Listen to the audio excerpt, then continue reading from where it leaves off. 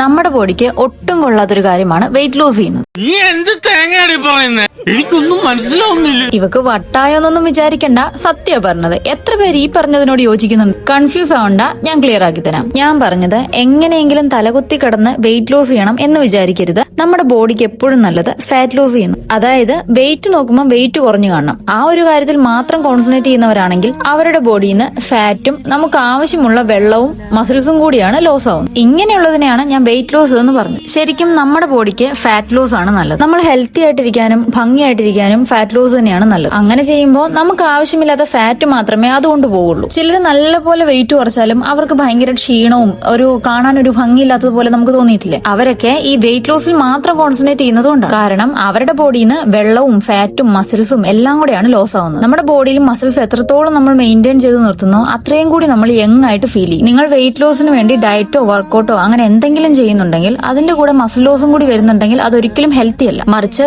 നല്ലൊരു ഡയറ്റും നല്ലൊരു വർക്കൗട്ട് പ്ലാനും കൊണ്ട് മുന്നോട്ട് പോവുകയാണെങ്കിൽ നിങ്ങളെ കാണാൻ കുറച്ചും കൂടി യങ് ആയിട്ടും ഹെൽത്തി ആയിട്ടും ഫീൽ ചെയ്യും. കുറെ ജീവിതശൈലി രോഗങ്ങളിൽ നിന്നും രക്ഷപ്പെടാൻ പറ്റും. അപ്പോൾ എങ്ങനെയെങ്കിലും വെയിറ്റ് ലോസ് ചെയ്യണമെന്ന് പറഞ്ഞ് നടക്കുന്ന ഫ്രണ്ട്സോ കസിൻസോ ആരെങ്കിലും നിങ്ങൾക്കുണ്ടെങ്കിൽ അവർക്കതൊന്ന് അയച്ചു കൊടുത്തേക്ക്. അവർക്ക് ഉപകാരപ്പെട്ടാലോ.